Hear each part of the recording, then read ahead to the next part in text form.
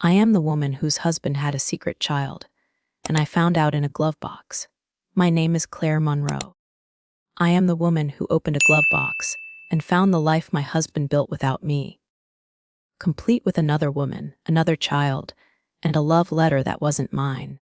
I wasn't ready. I told myself I was, but grief makes a liar out of you. It had been 39 days since Marcus died. 39 days since the nurse with trembling hands said aneurysm, and we lost him. 39 days since my daughter Ava stopped speaking to me, unless it was about dinner or curfews or school permission slips. 39 days since the man I thought I knew vanished and left only debts, silence, and a house that echoed too loud. That morning, Charleston wore its rain like a second skin. Heavy skies, wet sidewalks, and that sticky southern air that makes everything feel like it's breathing on you. I stood in the kitchen, staring at Marcus's car through the window. That perfect gray Mercedes parked like a shrine in the driveway. It hadn't moved since the funeral. Not once. And I hadn't dared touch it, until that day. I told myself it was just a car. Something to sell, something to survive on. The electricity bill was overdue. The bank had called, twice. And there were only so many casseroles neighbors would leave at the door before the sympathy turned into pity. I grabbed the spare key. It was still in the drawer beside the peppermints Marcus hoarded. I paused when I saw them. He used to leave them on Ava's pillow every time she had a test. Stupid. Tiny. Crushing. I stepped outside. Rain beaded on the windshield. I opened the door and slid into the driver's seat. The leather creaked beneath me, and then it hit. The smell. Not just air freshener. Him. Coffee, cologne, leather, and something else I couldn't name but had always meant Marcus. In my head. My hands were trembling before I touched the glove box. I told myself I was just checking for papers, insurance, title, whatever I needed to hand off to the buyer. I wasn't snooping. I wasn't hoping. I clicked it open. Receipts, old sunglasses, crumpled napkins, a phone charger, and then something that didn't belong. A black USB drive, small and labeled except for a single letter scribbled in blue ink on fading tape R, not M for Marcus, not C for Claire, not even A for Ava, just WAR. I stared at it. That's when the dread hit. Not like fear, not like suspicion, like knowing. A knowing that lives in your marrow. I didn't want to touch it. I didn't want to breathe. But I closed my fingers around it anyway. The USB was warm from my hand, but it felt cold in every other way. Heavy, even though it weighed nothing. I slipped it into my coat pocket and sat there for another minute, listening to the rain. I should have thrown it away.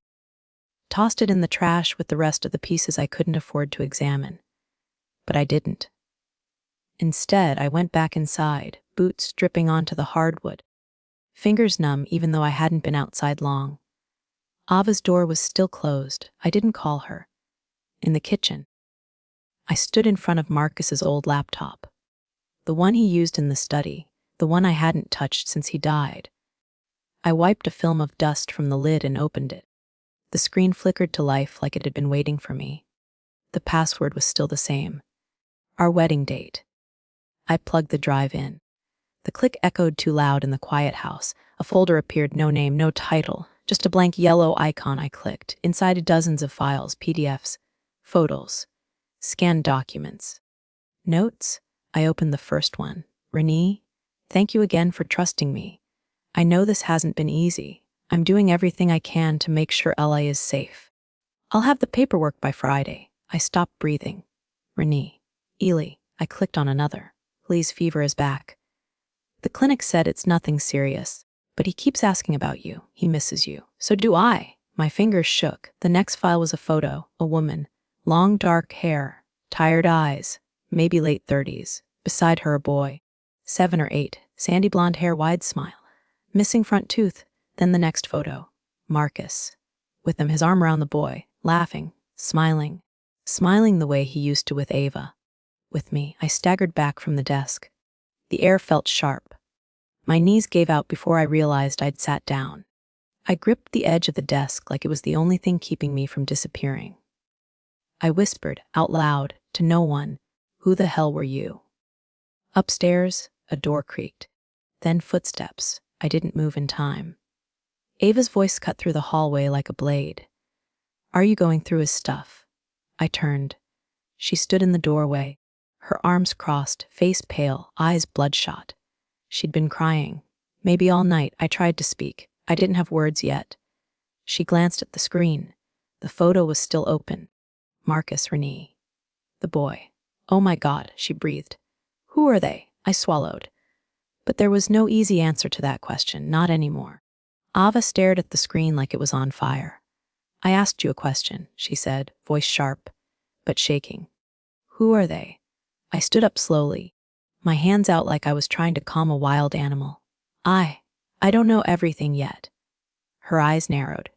"But you know something." I nodded. "Her name is Renee. The boy, his name is Eli." She repeated it like it was poison in her mouth. "Is he Dad's?" I didn't answer. That silence broke something. "You're spying on him," she snapped. "He's dead, Mom. And you're digging through his stuff like he was some criminal." "I didn't go looking," I said softly. "I just wanted to sell the car. I found the drive, that's all." Her jaw clenched. "You could have stopped. You should have stopped." I looked down. "I couldn't." Her voice cracked. "So what now? You read his secrets and what? Feel better? Feel justified?" "This isn't about me feeling justified," I said. "This is about the truth. About understanding what he left behind." She stepped back.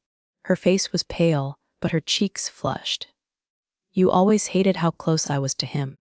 You resented it. And now that he's gone, you're trying to rewrite who he was." "That's not fair," I whispered. "No. What's not fair is that I spent my whole life thinking I was enough. That we were enough. And now you're telling me he had another kid." "I'm not telling you anything," I said.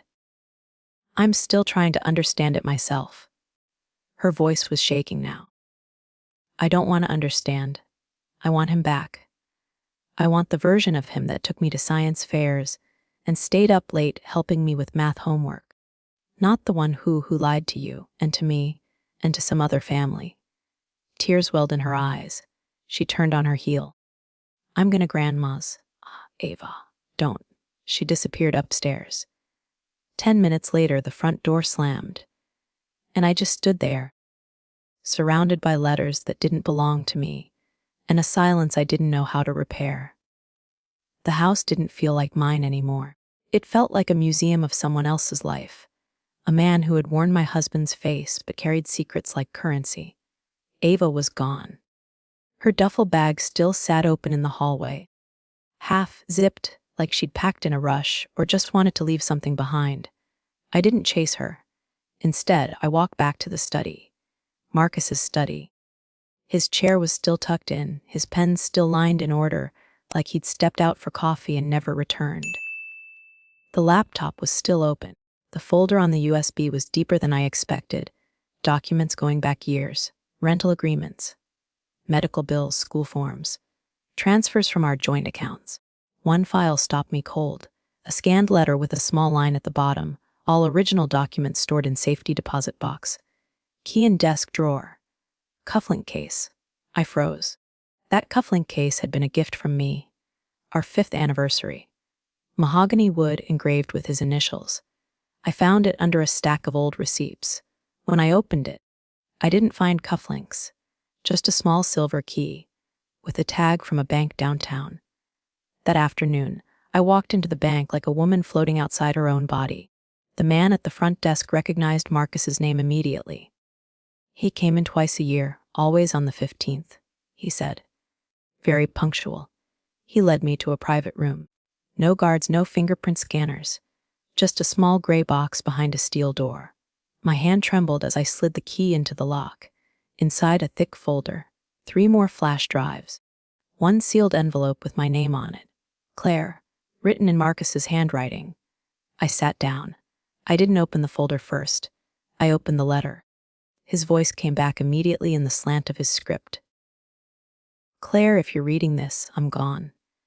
And if you found the drive, then you know more than I ever had the courage to say. I made a mistake, a terrible one. Not just because I lied, but because I let fear write my story. Renee wasn't a fling. She wasn't a secret love. She was a woman in trouble, trying to keep her son from disappearing into a system that didn't care. I met her during a volunteer case, and I crossed a line one night. That's all it was. One night that became Eli. I didn't know how to tell you, so I didn't. And then it was too late. I didn't love her. Claire, I loved you. But I couldn't abandon a child, not mine, not any. I know this doesn't fix what I broke. But if there's a way to forgive me, even a piece of you that can, please take care of them. Not because they're yours, but because they never stopped being mine. Always. Marcus, I stared at the page. I didn't cry. I didn't scream. I just sat there, the letter shaking in my hands, while the walls of the vault pressed in like a confession. And for the first time since Marcus died, I realized he hadn't left me empty. He had left me the truth. I didn't go home right away. I sat in the parking lot behind the bank, gripping the steering wheel like it might anchor me to something real. The city moved around me. People on phones, traffic lights blinking, a kid with a backpack chasing pigeons on the corner. But I couldn't move. Not yet. Marcus had lived 2 lives, one with me, one somewhere else. And he'd left behind a boy. A boy who carried his smile and didn't know he existed in our shadow. I pulled out the rental agreement from the folder. It was dated 3 years ago. The address, a modest apartment in Rosie Hill, a quiet working-class neighborhood on the edge of town. I hadn't been there in years. I stared at the paper for a long time before driving. I didn't text Ava. I didn't even bring my phone inside. The apartment building was plain. Beige stucco walls, rusted balconies, a row of overgrown hedges trying their best to look intentional. I parked across the street, hands sweating. And then, I saw them. A woman stepping out with 2 grocery bags balanced on her hip. She was older than I expected. Mid-30s, maybe. Dark hair pulled back.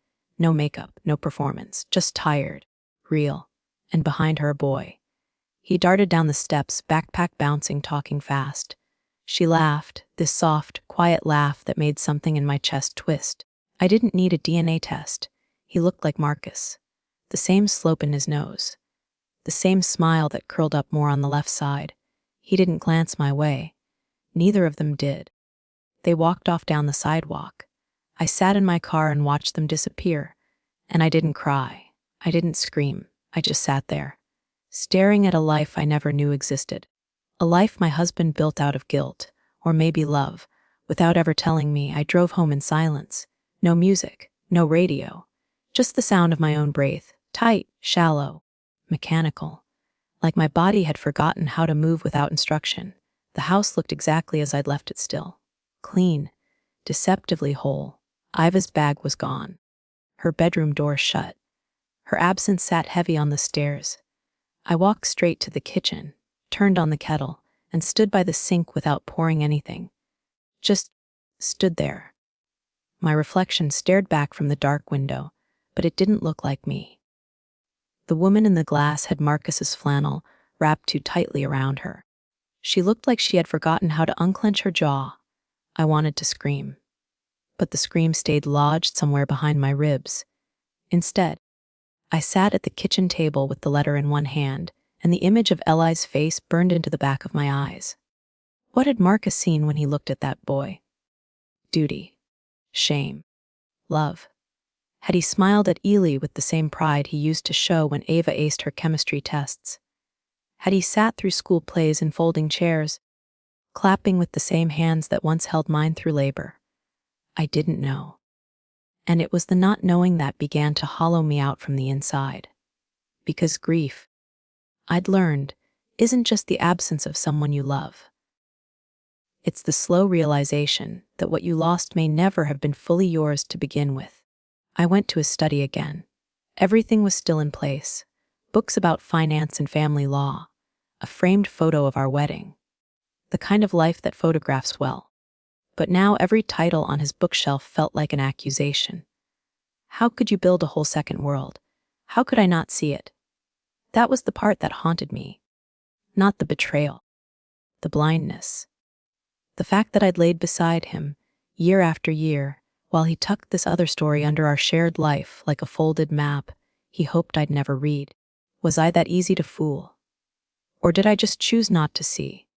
I stayed in that room until nightfall, surrounded by someone else's paper trail of truth. I didn't sleep, not even when the rain started again. Instead, I sat in Marcus's chair, the USB drive still plugged in, and I stared at a photo of Eli blowing out birthday candles. 7 years old, a dinosaur-themed cake, green frosting, lopsided grin. Marcus was behind him, mid-clap, eyes lit up with something that looked a hell of a lot like joy. I whispered into the dark, "Who were you when you smiled like that?" And even if he'd been alive to answer, I wasn't sure I'd believe him anymore. The next morning, I got dressed with the precision of someone heading into battle. No makeup, no earrings, just jeans, a gray coat, and Marcus's flannel shirt, his favorite. I didn't wear it to honor him. I wore it to remind myself what betrayal felt like against my skin. I drove to Rosie Hill in silence again. My fingers clenched the steering wheel tighter with every block. This time, I wasn't there to spy. I wasn't hiding in the car across the street. I had the envelope, the one Marcus left for her. Renee. I didn't know what it said. I hadn't opened it, but I knew what I wanted to ask her. Did you love him? Did he love you? Did you ever think of us while he was building a life with you? I knocked twice. The door opened slower than I expected. She was barefoot, a towel slung over one shoulder. She looked surprised, less like she'd been caught and more like she already knew this moment was coming. Her eyes landed on the envelope in my hand, then on me. "You're Claire," she said quietly. I nodded. Yes, a long pause. Then, "As your daughter. She's at her grandmother's." Another pause. Something softened in her expression. She stepped aside. "Do you want to come in?" Her apartment smelled like lavender and something warm on the stove. A small ceramic awl sat on the windowsill. The walls were painted soft yellow, the kind of color chosen to fight sadness. We sat across from each other at a round table that looked like it had hosted 100 quiet meals. She poured tea without asking. She didn't apologize. She didn't explain. Instead, she whispered, "I didn't plan any of this. I believe you," I said, and I meant it. Because sitting across from her, I didn't see a villain. I saw someone who had been left behind too. I slid the envelope across the table. "He wrote this for you." She didn't open it right away. She touched it gently, like it might vanish. "I loved him," she said, barely audible. "Did he love you?" I asked. Her throat worked hard. Then she shook her head. "Not like he loved you. He loved you in the open. He loved me in the margins." We sat in silence. The only sound was the hum of the kettle still warm on the counter. "I didn't want to ruin your life," she said. "You didn't," I replied. She looked up startled. "He did." Renee nodded slowly. "But he didn't want to hurt you." I laughed. Not cruelly, just tired. Intentions don't undo outcomes. Before I left, I asked about Eli. "He thinks his father worked overseas," she said. "That's why he was only around sometimes." "Do you ever plan to tell him the truth?" Her eyes filled. She didn't answer. I nodded. "I don't forgive him," I said, standing. "But I'm not here to punish you." She walked me to the door. "What happens now?" I turned the handle but didn't leave yet. "I don't know," I whispered. "But I think we're both raising ghosts." And then I left. Not healed. Not whole. But honest for the first time in years. That night I didn't sleep. I lay in bed staring at the ceiling, listening to the quiet hum of the refrigerator down the hall and the occasional creak of wood expanding in the cold. Grief has rhythms. You learn them slowly, like a second language. There's the grief of what happened, and then there's the grief of what might have been. What you'll never know. What you'll never get to choose. I kept thinking of the boy. Eli's voice I'd only heard through letters, his face only seen through photos. But the image wouldn't let go. A child. 7, maybe 8. Laughing into a birthday cake I didn't bake. wearing a backpack I didn't help pick out. Asking questions Marcus probably answered the same way he once did with Ava, gentle, thoughtful, patient. I sat up just before dawn, pushed away the covers, and walked back to the study. The envelope was still there, beside the folder. Blank paper, a pen. My hand hovered for a long time. But eventually, I began to write, not to Renee, not to Marcus, not even to myself, to him. Dear Ely, you don't know me. Not really. Maybe your mother has mentioned my name. Maybe not. That's okay. I'm not writing to confuse you. I'm not here to claim anything from you. I'm writing because sometimes the choices adults make leave children carrying questions they never asked to hold. My name is Claire. I was married to your father, Marcus. I don't know what he told you. Maybe that he was working far away. Maybe that he couldn't visit much. Maybe nothing at all. But this much is true: he loved you. Quietly. From a distance. In a way that was never fair to you, but still real. You were never a secret to be hidden. You were never a problem to be solved. You are not a mistake. You are a boy with a sharp mind, a bright smile, and a future still untouched by the people who failed you. I want you to know that even though your father made terrible choices, you don't have to carry the weight of them. That's not yours. That belongs to us. One day, if you ever want to talk or ask questions, or just sit quietly with someone who knew him differently, I'll be here. Not as a mother, not even as a friend, but maybe as a bridge. With care, Claire, I folded the letter with steady hands, not from peace, but from clarity. Then I tucked it into an envelope, wrote Ely across the front, and placed it in the top drawer of my desk. No timeline, no expectations, just a door, left slightly open. The house had been quiet for 2 days. Too quiet. Ava hadn't called. Not even a text. Just the memory of a slammed door and a silence that echoed through the floorboards like something cracked wide open. I told myself to wait. Give her space. But space, it turns out, is the cruelest kind of room. Because it gives you nothing to hold on to. No anger, no comfort. Just questions you can't ask and forgiveness you haven't earned. Then, on the third afternoon, I heard the front door creak open. No knock. No announcement. Just the sound of sneakers on tile. I was in the kitchen peeling an apple when I saw her out of the corner of my eye. She stood at the edge of the hallway, her hoodie wrinkled, her hair pulled up in a messy knot like she hadn't slept. We stared at each other for a long moment. Then she said quietly, I read the letter. I didn't ask how she found it. Maybe I'd left the drawer cracked. Maybe she was looking. Maybe it didn't matter. I nodded. Okay. I don't forgive him, she said, arms crossed tight. Not yet. You don't have to. But I don't hate him either, she whispered. Her voice didn't shake this time. And that feels worse.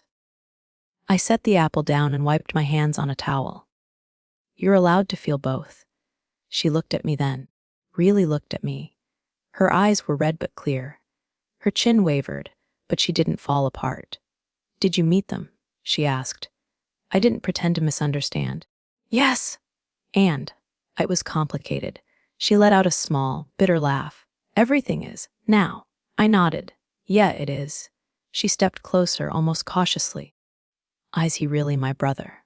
I paused. I don't know what that word means right now. But yes, biologically, he's your father's son. Ava didn't respond for a long time. Then she asked, so softly I almost missed it, do you think he ever loved us? Or were we just the family he settled for? My throat tightened. I stepped forward, gently, like approaching a wounded animal. Don't say that. Why not? She snapped. You're thinking it too. I shook my head. No, I'm angry. I'm hurt. But I don't believe we were second. I think he was scared.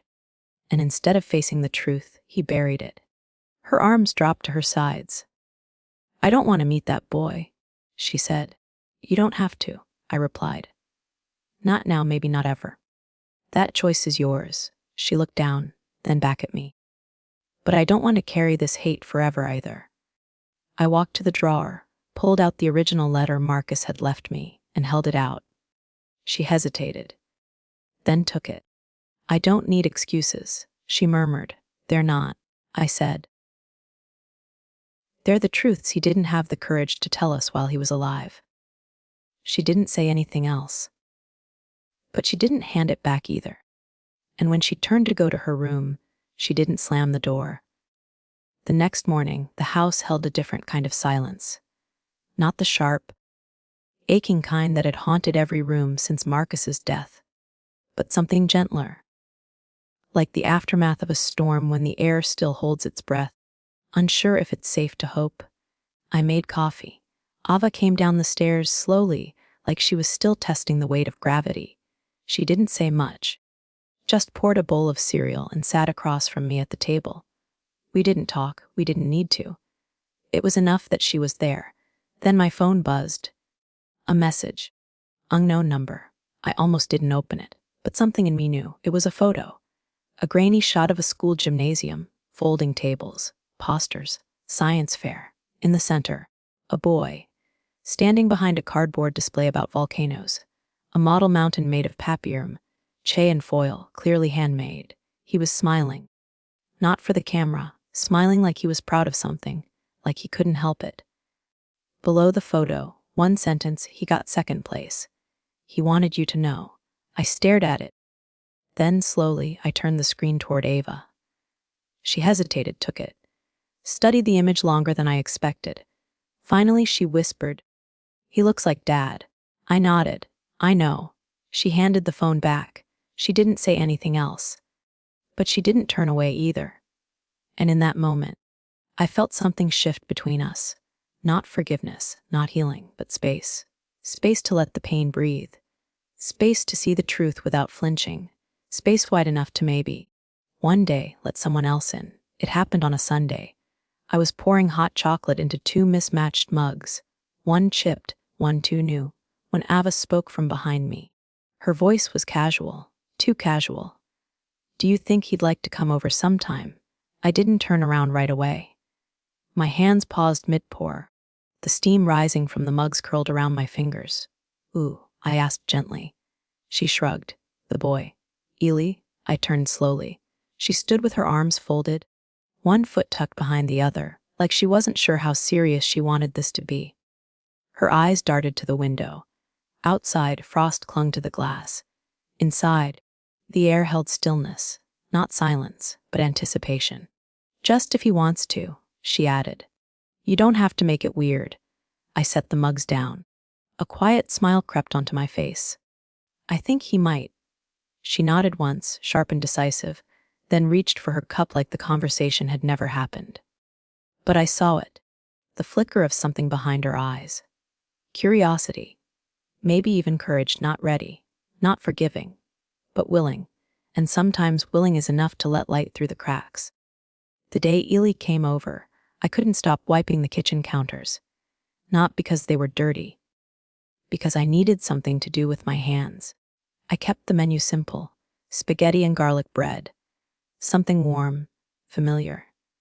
The kind of meal that didn't ask for conversation, but could survive long silences if it had to. At 5:03, the doorbell rang. Ava opened it before I could. Marina stood on the porch, her hair pulled back neatly. A soft tension in her posture, like she didn't know if she was welcome. Behind her, Eli stood half hidden, clutching a book to his chest like a shield. His sweater was too big, his sneakers untied. Ava and Ely stared at each other for a long moment. No smiles, no introductions. Just 2 kids, strangers, with nothing in common and everything tangled between them. Then Ava stepped aside. "You coming in or what?" Eli blinked, then nodded. He stepped inside. Marina gave me a nervous smile. I nodded back and gently closed the door. Dinner was awkward. Eli barely touched his food. Ava kept glancing at him like she was trying to solve a math problem that refused to balance. But then, in the quiet, Ely said, "I like physics." Ava looked up. "Really?" she asked, cautiously. He nodded. "Black holes, space stuff, time dilation, that kind of thing." She twirled a forkful of spaghetti. "I want to be an astrophysicist," she said. Eli blinked. "That's actually really cool." It wasn't much, but it was a crack. After dinner, the kids drifted into the living room. I heard tentative words, then the tiniest burst of laughter. In the kitchen, Marina helped me wash the dishes. "You've raised a good girl," she said softly. I met her eyes. "So have you." We didn't say more than that. We didn't need to. The peace between us wasn't about forgetting the past. It was about surviving it, together. They left just after 8. Eli hugged the book he'd barely put down the whole night. Marina thanked me at the door, her voice quiet, cautious, like someone afraid of breaking something fragile just by speaking too loud. Before stepping into the cold, Eli turned back. "Thank you," he said. I smiled gently. "You're welcome, for dinner." He hesitated, then added, almost too soft to hear, "for the letter." I didn't know he'd read it. I didn't even know Marina had given it to him. But in that moment, with his eyes wide and unsure, I saw Marcus in him again. Not just the features, but the weight of being someone with too much truth too soon. "You can come again," I said, "anytime you want." His face didn't change much, just the slightest lift in his eyes. But that was enough. They disappeared into the night, not into shame, not into secrecy, into something that felt like possibility. Later that night, I stood by the window turning off lights one by one. Ava joined me, arms folded, her voice barely a whisper. "He's okay." I nodded. "He is." She leaned into my side. I rested my hand lightly on her back. There were no grand declarations, no dramatic music. Just 2 mugs in the sink, a porch light left on, and the quiet hum of a home learning how to stretch. Enough to hold more than one truth. Enough to hold more than one kind of love. It started with Sundays. At first. Just once. Then again the next week. Then the one after that. Eli would show up with a notebook under his arm and a new science fact, memorized like it was a secret only he knew. Sometimes Marina came with him, sometimes not. But he always stayed just long enough for it to feel like routine. Ava never said much when he was there. But she didn't avoid the room anymore. She sat at the kitchen table doing her homework, and when Eli rambled about something called gravitational lensing, she actually looked up. "You're into astrophysics, too?" he asked, like he didn't quite believe it could be true. She shrugged. "You're not the only one who watches Cosmos reruns." He grinned, small, honest, unguarded. One Sunday, Eli brought me a wilted sunflower in a cracked mason jar. "I tried growing it on the windowsill," he said. "It sort of survived." I smiled. "It's perfect." He beamed like I'd handed him a trophy. Marina came by a few times. Always hesitant, always lingering near the door at first. But then one afternoon, she brought tamales wrapped in cloth and a photo of Eli as a baby. He couldn't have been more than 6 months old. Eyes big, mouth open in a gummy smile, his tiny fist gripping the edge of a blanket. Marina laughed, holding the photo. "He used to sleep on my chest, curled up like a little bean. So warm I thought my heart would melt." I didn't speak, because I never saw Marcus hold him like that. Never saw that version of fatherhood. But somehow I could picture it now, and I didn't feel anger. I felt something more complicated. Something softer, not forgiveness, but acceptance. It was Ava's idea. She came into the kitchen one afternoon, dropped her backpack with a thud, and said it like it was no big deal. "I think Eli and I are going to do the science fair together." I blinked. "You are." She shrugged. "He wants to build a model solar system. His original partner dropped out. I told him I'd help." I nodded slowly, careful not to react too much. "That's great." She poured herself some juice and sat at the table like nothing about this was seismic. But it was. This wasn't obligation, it wasn't pity, it was choice. They spent weekends painting planets by hand. The living room became a constellation of foam balls and tangled string. I overheard them debating orbit speed, laughing about Jupiter's ridiculous rotation, arguing over what color to make Saturn's rings. Sometimes I'd catch them sitting side by side, quietly solving a math problem, Ava serious and focused, Eli scribbling with abandon. And I thought this should have been impossible. But it wasn't. The night of the science fair, the gymnasium buzzed with kids and parents and glitter glue. Their project stood out, Tiny LED lights, perfect spacing hand-labeled planets. I stood in the back row beside Marina, our hands brushing once, neither of us moving away. Ely ran up after the judging with a red ribbon clutched in his hand. "Second place," he beamed. Ava trailed behind, cheeks flushed. "He messed up Jupiter's speed." Ely groaned. "No one noticed," she smirked. "I did." They bumped shoulders, and something unspoken passed between them. Not siblings, not friends, something still forming. That night, Ava came into my room and sat on the edge of the bed, legs swinging like she was 10 again. She didn't ask permission. She just said, "I don't think I'll ever stop being mad at Dad." I nodded. "I don't think you have to." She stared at the ceiling. "But I'm glad Eli's here." My throat tightened. Me too. And for the first time I saw it clearly. This wasn't a family that had fallen apart. This was a family being rewritten. Not by lies, but by choice. After the science fair, I found myself alone in Marcus's study again. Not searching, not investigating. Just sitting. His desk was still neat. The framed photo of our wedding still sat by the lamp, tilted slightly from when I knocked it weeks ago. I hadn't fixed it. I reached for it now and stared into a version of us I no longer recognized. A man with a secret. A woman with certainty. A daughter who still believed the world was small and safe. I whispered, just loud enough to hear myself. "I still love you." It wasn't an admission. It was a wound reopening, not to bleed, but to breathe. Because grief doesn't erase love. Betrayal doesn't cancel memory.